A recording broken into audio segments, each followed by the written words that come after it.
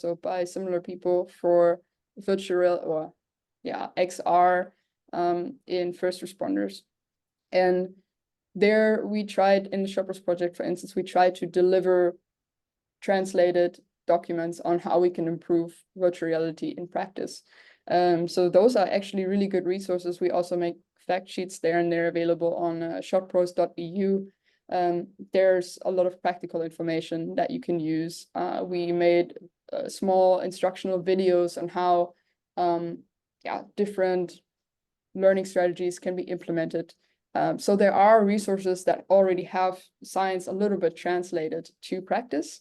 I think they're not promoted as much, but they are available. And I think that those are also always good resources. Yeah. So now we are in part 2, and I can easily see how I'm overly enthusiastic, because I thought we'd go to the whole dissertation in an hour, but we are just arriving at chapter 2. I would love to do chapter 2, and maybe, to be mindful of your time, maybe we can then compress the dissertation, or more important, what you'd like to talk about. Important 2 chapters. What intrigued me was chapter 2, police training and practice, organization and delivery according to European law enforcement agency. This is about training, what is done, what are the strengths, and what are the improvements. And there was also a chapter about the after action review in VR training. These I would love to talk, but please, if you have other things. So that's perfect. I like all the chapters in the dissertation. I can imagine. Yeah. Police training in practice. What did you research there, and why? Yeah, so basically with this chapter, police training and practice, organization and delivery of training as is currently done with, currently this was, I think, we did this research in 2019. So to start with, I was just really curious how police training is being conducted in different law enforcement agencies across Europe. I wanted to see what are the strengths, what is going really well, what are the challenges in current practice? How is VR used? Is it used? Is it not used? And where can VR potentially be used to improve challenges that arise in training? So what I did then was travel to different law enforcement agencies across Europe. I observed their police training there, how it was currently being done. And I interviewed police trainers as well as police training coordinators, so the people who actually design or are in charge of the training curriculums. And basically, I designed them with I interviewed them with the intention to learn about what they're doing, and that's the aim of this paper, really, to show what is currently being done, what does it look like, and then based on that, eventually arrive at strengths and challenges. And you went to, if I'm correctly, the Netherlands, Germany, Sweden, Romania, and Belgium. Yeah. That's okay. Yeah. Okay, great. So, and of course you found a lot, and you have a beautiful table, an overview of the main teams, in which you organize the teams in the organization of the training and the delivery of the training. Is that a good starting point to talk about it, or we can so basically what I did was I used the interviews that I conducted with the police trainers and the training coordinators, and I started coding them. I started looking at different themes that came up, and I just assigned little words to them. For instance, okay, this is about resource availability or something, or this is how much training time they have available. So I went through all the interviews that I did, and based on that, I came to the conclusion that there are 2 main themes in which all of these different things fell that I saw during the interviews, which was organization of the training. So that relates mostly to how do police agencies organize their training, what do training curricula look like, what are the components that are being used or that are being trained currently, how much training time is available.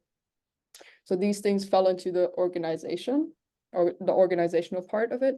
And then the delivery part. of training. So how do police trainers deliver their training in a session? What sort of instructional designs do they use? What does that look like? And they are also arrived at different themes, for instance, how feedback was utilized during these training sessions and different methods, and just seeing how this was being conducted all over and what commonalities were and also things that may have differed. Yes, and if we put, for example, the organization of training together, this about curricula, resource availability, components of training, how do they assess? What are the main findings? Yeah, one of the sad main findings is probably that the training time is incredibly limited. I think, if I remember correctly, it is somewhere from 16 to 42 hours per year. Is that right? Ooh, I cannot find it directly. It's of course. I think it is in general, it was just a very limited training time that was available for the continued professional development. So the training time that police officers get after they have graduated from the police academy. And that was 16 to 48 hours a year. Yeah. Yeah. And that is obviously also quite a large range, right? So if you have 16 hours a year, that's also even more limited than 48. Yeah. But yeah, that was quite shocking because there's a lot of things that are supposedly or that have to be trained, but in such a limited time that is available. Yeah. And I think that was probably one of the most shocking things that I found. Yeah. Which is, I think, the reality of people in police practice. They know this, but I was still quite shocked when I looked at that. I was like, okay, how are people supposed to go on the street and deal with and like have all the competencies that they need to solve these incredibly ambiguous situations with this limited time that they get to train these things? Yeah. Yeah, and when I speak to American colleagues, it's the same. Yeah. It's okay. So that was a main finding. Are there other main findings in the organization of training, which you find one? Yeah, I think what we found that was quite interesting there was also that a lot of times you have in police organizations, as is common, a very hierarchical structure. So the problem with that was that if on a lower level on the training delivery, we found something that police trainers really wanted to change, to actually get that up to the people who make curriculum changes, it's so many administrative hurdles that have to be jumped to even get this to change. Yeah, that's a big challenge of training that we found. So it's not very adaptable. So if for example there is a VR, or there are breakthroughs in methodology, it's a big hurdle to sort of find a place where you can implement that, how you can implement that, what sort of budget is available for that. Like these are all the administrative hurdles that have to be taken, but it's really hard to then come to a policy change within that. That's something that we found, I think, across all of the agencies that we talked to. Yeah. Then the delivery of training, which is of course a favorite part, I think, of you and me and all colleagues. Well, there is so much to talk about, especially in these days of constant led approach and nonlinear pedagogy. What did you find about delivery of training?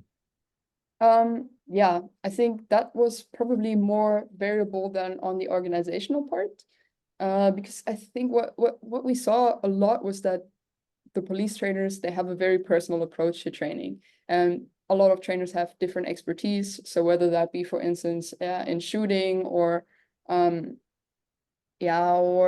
more communication skills or something like that. And then they have different approaches as to how they want to design their sessions.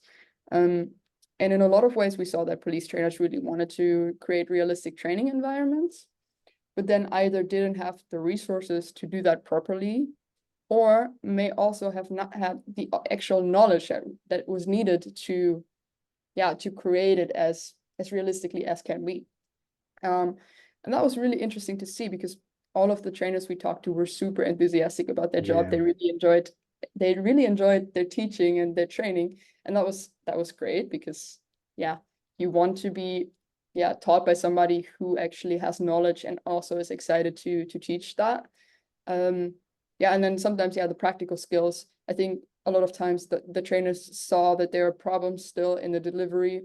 For instance, I remember specifically talking to somebody who said, yeah, the way we do it now is not optimal, but that's how it is, and that's how we're going to do it because we can't do anything about it. Yeah. And that's a bit of a problem. If you see, okay, this is not the optimal way, then how do we get to this changing point? Yeah. I don't have a solution for that per se either. But yeah, it's interesting to see, and one of the main findings, I think. And did you see in the delivery part, did you see any, yeah, how you call it? Because as you say, the trainers are of course enthusiastic and they are a little bit bound by all those constraints. Yeah. But do you see a gap between educational science, like learner-centered, about the different ways of giving feedback, or technical based versus constant-led approach? Do you see a gap between what we write in those beautiful papers and what they can do with it? Yeah. Yeah. So we do have some trainers, or interviewed some trainers who had a really good educational background with these contemporary educational theories that are currently being thrown around a lot. But sometimes we also had trainers who are very traditional, just simply in the way that they teach. And then you see that approaches are still very static. They perceive that there should be an ideal movement pattern that we're going to train until and repeat until, you know, we can do it in our sleep. And that's their training philosophy. Yeah. Whereas obviously in all these papers that you mentioned, we see that that's probably not the optimal way to to learn skills that also should transfer to an operational environment. Yeah. Is there any solution to this? I think schooling, also train the trainer, basically your whole tenet. That we also educate trainers about more current things that are going on. I do see the problem there that, as you say, we have concert-led approach, nonlinear pedagogy, all these fancy sounding words, and they're so far removed from police practice and how teaching happens within it, that it's not really approachable, right? So we have to find a good way to deliver this information from our side as well, so that we can teach these things. I can highly recommend. You also use a stress vest in some of your experiments. Did you get it from SETCON, from Jeff Quayle? Do you know that? No. Because Jeff Quayle is a former police officer and has his own company, has written a great book, a reality-based training for police. And he makes those materials like the stress vest, the shock knife, and so on. But he did a masterclass with me about constant-led approach for gunfighting, with the same aim of how do you get those fuzzy concepts like constraints, attractors, and so on, because it's a big hurdle. And I think he did a great job in making it to the training level. So that's that's exactly what is needed now. Yeah. To translate these concepts that we see in research all the time that are very helpful in teaching people skills and improving skills. How can we translate this knowledge into practical expertise? Yeah. Anything to say about this? Because otherwise we go to chapter 3. We can go ahead. Yeah, okay. Virtual reality training for police officers. A comparison of training responses in VR and real-life training. So if I make this very simple, you are looking at what is the difference in physiological and psychological responses in doing VR or doing it on the more traditional. Is that correct? That is very correct. So basically the aim of this paper was to see currently how is training being done in real life. So we looked at a very large scenario-based training exercise of the Dutch police. Yeah. And we also then wanted to see, okay, if we have that in real life, what are the training responses to that? And how does VR compare? Basically to make the implications to, if it's the same thing and the same outcome, do we then even need VR? Does VR offer anything in addition to reality-based training as such? That was the aim of this paper, to see, okay, what are the training responses to both? Where do they differ? Where do they align, for instance? Yeah. And how did you did the study, and what did you find? Yeah, so we did this in collaboration with the Dutch police. We had a large number of police officers train first, yeah, in a real life scenario-based training. They wore sapphire heart rate bells so that we could measure their movement and their activity levels, but also yeah, their physiological responses. And here we stuck to heart rate. And we did the same measures in virtual reality. So the same people that trained in the real life training, they then also did a virtual reality training. And after the trainings were done, we also asked them about how stressful did you find the trainings? How much mental effort did you have to invest? And for VR specifically, we also were curious about the sense of presence. So how realistic, how did you feel like you were in this environment?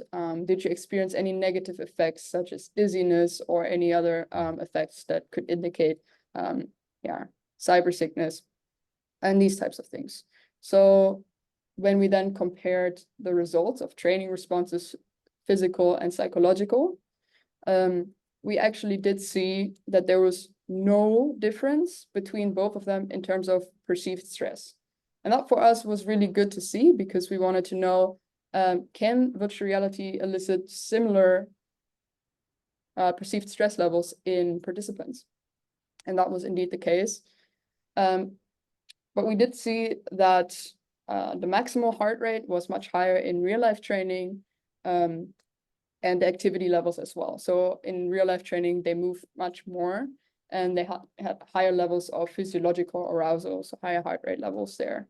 And that made sense to us, because particularly in this scenario that they did in real life, they had a lot of movement. They had to cover some ground, and they had to put on really the heavy vests and take them back off. And so that made sense. And one very interesting finding here was indeed that we saw that mental effort that had to be invested was much higher in virtual reality compared to the real life training. And that was interesting, because based on the model that we talked about in the very beginning, the perceptual motor model, there we see that generally we use mental effort as a means to negate stress responses. But here the stress responses were equal in both training, or were similar at least. So then that made us think, okay, why do people invest more mental effort in VR? And there we started then in a next step to look at different characteristics that might have to do with it. And there we found that, for instance, the trainees that had a higher gaming frequency, so that means that they played more video games in their free time, they had to invest much less mental effort than people that didn't. So that made us think that this technological affinity to play games already helps with reducing the cognitive load that you need in VR to navigate an environment. Yeah. Yeah. So and now I'm a police trainer. I'm trying to my aim is to implement VR training. Is there some take-home message from this chapter you would like to say? It is incredibly important to use VR training as a tool for a specific training goal. So if your training goal is to have, if there's a goal in which you want to have a lot of movement, you have to run around a lot, then VR might not be the optimal thing for you, because we've seen that activity levels are generally much higher, even if you have the same capacity in scenario-based training in real life. So then you might want to use real life for that. But if you want to have a very elaborate environment that is very realistic to people, in which you can simulate and vary your environment from scenario to scenario quickly, then VR is a good option. If you then choose VR, you do want to make sure that prior to starting, you give enough time for these instruction scenarios that people can get familiar with it, as we had talked about before. Yeah. So every time I talk about stress and stress measurement, the whole world is starting to move, because there's a lot of discussion about how to measure it, heart rate, RHV. Next week, I even have a talk with Melis Balban. She is the former assistant. She did the PhD under Andrew Huberman at Huberman Lab in Stanford University. She has a tool called NeuroSmart, and she goes even further than RHV. But if I'm correct, you use heart rate as a training response measurement. Yeah, Is and what that's so the reason was we just wanted to have a training response measure. The heart rate is not supposed to necessarily be a stress measure. Okay. We wanted to rely on perceived levels of stress so that we can get the perception of people and how they experience stress from their own perspective. So we stayed away from the whole HRV, heart rate, max heart rate debate there. Do you know, so just out of your head, I knew it, but I forgot it. What is the relationship between perceived subjective stress and all those objective measurements? There was some research about what is more, you know that? Interestingly, most of the research that I have seen on this topic indicates that there's a big difference between physiological level as well as perceived levels of stress. So that's also very interesting, and that doesn't really help the debate very much. It just makes it more complicated. But I think for us in this instance, it was just better to capture what people thought, because if you go into a scenario and you feel like, wow, this was highly stressful to me, that for us was a good measure to see, yes, okay, it put people in pressure situation or not. I hope if someone listens, is a real expert, can please please email us, because I want to know what is the association between perceived stress and objective stress, and I don't know if it has any consequences for if you would really want to measure stress. But so then, is this okay for this chapter? So okay. Then there are other chapters, but because of the time, what is a wise thing to do? I love the chapter about the after action review, but because we already talked a little bit about the pain stimulus, I think it's okay to move on to the after action review. Okay, great. Well, what did you study, why, and what were the results? So one of my aims within the whole thesis was to look at how we can basically apply virtual reality to enhance the learning experience of police officers. And from our experience with different virtual reality experiments, when we talk to trainers, they always say, wow, the after action review, so the debrief that you get from the VR system afterwards, is one of the best things about virtual reality training. And so then I was curious, how can we utilize this to actually enhance learning? How can this be done? What information do we need to extract from these systems?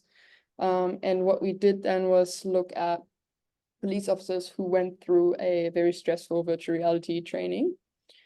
So I think it was about on average a 12-minute scenario that they had gone through.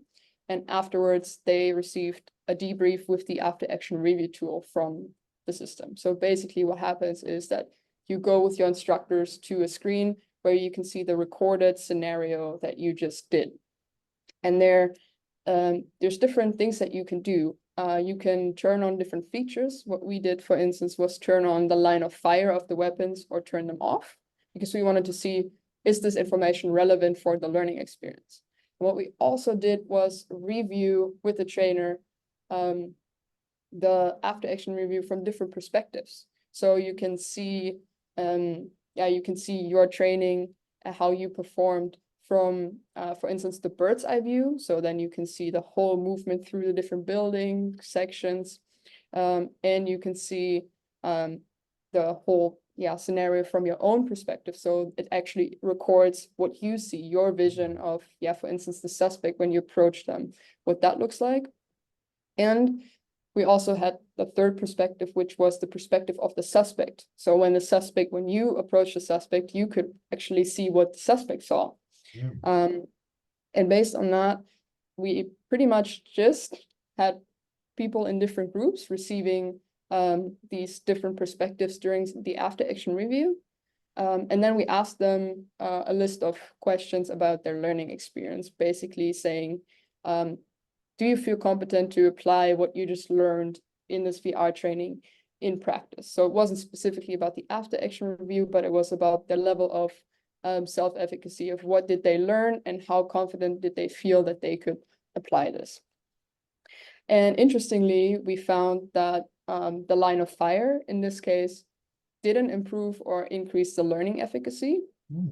I think the argument was here that for this particular reason, for this particular scenario, it didn't give any additional information to the trainees that they needed. So this visual addition may have been even more distracting than actually helpful. So turning that off was more relevant in this instance. And we saw that the perspectives, when people reviewed their own performance from the bird's eye view, in combination with the suspect perspective, had the highest learning efficacy. So basically, if you can see yourself perform from the perspective of the suspect, how you approach them, how you interact with them, that apparently gave you a lot of information about your performance that helped you perform better in the future. So if I can see myself from above, and I can see it from the perspective of the subject, from the opponent, then my perceived learning is the most optimal. Is that what you're saying? Yeah. So basically, what we did while people were just moving through the buildings to identify the suspects, we had the bird's eye view on. Yeah. And then as soon as the suspect was being approached, we switched to the suspect perspective. Yeah. So that you get the view of how you approached them, what angles you come from, how your interaction with them was. And that seemed to have the most impact on learning. And what about seeing it through your own eyes? That also, it was not statistically significantly different. But we saw on a descriptive level that the learning efficacy was rated highest if you had the combination of bird's eye view with the suspect perspective. And I think that generally also makes sense, right? As a police officer, you never really get to see your own performance from the perspective of the suspect. So there you gain a lot of new information that you didn't have available to you yet. So using VR in such a way that you can actually review different things that you didn't know before, seems to just be very helpful. And what can we learn something from this for our general training? Because this is about debriefing and feedback. Can we learn something beyond VR? Because this is clear that if you have these possibilities, it is great. I think in general, this also relates to cognitive load and other concepts that we talked about, is that if we can make our feedback as specific and relevant as possible, I would assume that then it has the greatest learning effect, right? So if instead of just giving a verbal analysis, if we can have some sort of video support, that already is helpful. Obviously, that's not always available. So then basically keeping it as constructive as possible and as motivating as possible and on relevant levels of performance. So what was the learning goal related mostly to that? And give feedback in these specific instances, You also were a co-author of a paper by Vanna Hutter about, I'm not sure, the criteria for high quality police training, if I'm correct. Yeah. And there you talked also about, you and your colleagues, about modeling. I make a little association between these perspectives you mentioned, because I can also imagine that seeing other people perform, I'm not sure, but it can be seeing other officers perform also gives some information. What do you think? Absolutely. And this is the nice thing about the after-action review that we can do, because then you actually can actively review yourself perform, but you can also see how your colleagues perform. A lot of times in VR, we only have the option that for instance, 4 to 6 people can go in and do a training. And then the rest of the group, if we have a group of 12, for instance, they can sit on the side and they can review, they can look at the screen of how their colleagues perform, and they can learn a lot from that information. Because that also is pretty much like the after action review, but not just yourself, it's your colleagues. And I think there's a lot of learning that can be done and effective time that can be used, not just waiting around, but also learning. Great. So we have 10 minutes left. What do you like to share with us? And with us, I mean both the scientific community, but also the police trainers. Are there some things you want to share about this journey or dissertation? Yeah, I think, my personal aim with this whole dissertation was really just to show that applied research can be done in complex settings that are ecologically valid. And by that, I really wanted to highlight how theory and practice can actually go hand in hand and how we can make that happen. And I think the strength of my thesis here was that all of the experiments that we have done were in close collaboration with police agencies. So all the research experiments were done as part of police trainings that were officially scheduled. So they weren't just scheduled for us to do VR experiments. They were actually already scheduled, and then we had the opportunity to build in our experiments surrounding that. And I think that gave us results that are highly applicable to police practice. And I think that's also the point that I made in the beginning, that it's so important to have these close collaborations, and that's probably one of the best ways to move science practice closer together and then also make an impact on the implementation that we can have. Because a lot of the times, we had talked about this before, right? We have really nice scientific findings, we have really nice results. But what do we do with that then? They're in a very scientific language, and we want to see how can we get them to practice. And if we have people like you and police trainers who are interested in collaborating on these levels, then we can hopefully find a shared language that we can use to move practice forward. And I think that's the shared goal that we all have while approaching it from different perspectives. Yeah, great. I see a scientific project coming up, like how is science implemented in police training? Yeah, could be. I'm not doing. I would find that very interesting, and I think that's also a big problem, right? The sustained implementation. We see that with virtual reality all the time. That projects are being started, there's work being done on it, and then it doesn't really go into a training framework or something like that. And that's fascinating. I talked with Raoul Audience about their Training for Excellence program, where they also delivered all those fact sheets and very practical stuff. So it was translated already in the dance and music community, but still then you have to do some extra effort. What was there any surprising? What was the most surprising finding, or what you think? Wow, this was not expected. Yeah, I mean, I still think that, unfortunately, I knew this beforehand, but I still think it's really weird that police trainers get so little training time and have so little resources available to learn the skills that they need. Now, in a lot of police academy, the time is being reduced for their trainings. They do their education in 2 years instead of 3. And we're always trying to find more effective ways to reduce training time and make it more efficient and effective. And yeah, that should always be the goal. I understand that.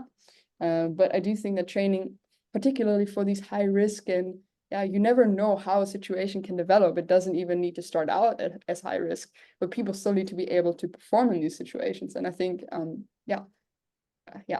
have a hard time wrapping my mind around this. That's what we do to our police officers. Yeah, true. It's I'm used to it right now, but it's sometimes that's unfortunately your reality. And do you have any book or podcast or article tip for trainers for trainers. Or maybe even trainers with scientific interest, but you say this is very inspiring and good to read. I think your podcast is probably good to listen to. Yeah, I think that's that should generally help trainers already. Good to read. So I think, yeah, this is from what we have done. We've done a lot of work on virtual reality within the ShopPros project, and now there's another project led also by similar people for virtual XR in first responders. And there we tried, in the ShopPros project, for instance, we tried to deliver translated documents on how we can improve virtual reality in practice. So those are actually really good resources. We also make fact sheets there, and they're available on shoppros.eu. There's a lot of practical information that you can use. We made small instructional videos on how different learning strategies can be implemented. So there are resources that already have science a little bit translated to practice. I think they're not promoted as much, but they are available. And I think that those are also always good resources. Do you have advice for a young researcher or maybe an old researcher who wants to try to succeed in dissertation? What is the most important quality? The most important quality is to find really good supervisors. I've been incredibly lucky to have Raoul Audians and Vanna Hütter as my supervisors, and to find a topic that you're really passionate about. Otherwise, the 4 years can be very, very long and dreadful. So, yeah. Well, thank you so much. We are talking for an hour, and there are so many takeaways. So I want to thank you so much. And we will end this session. And thank you for listening and watching.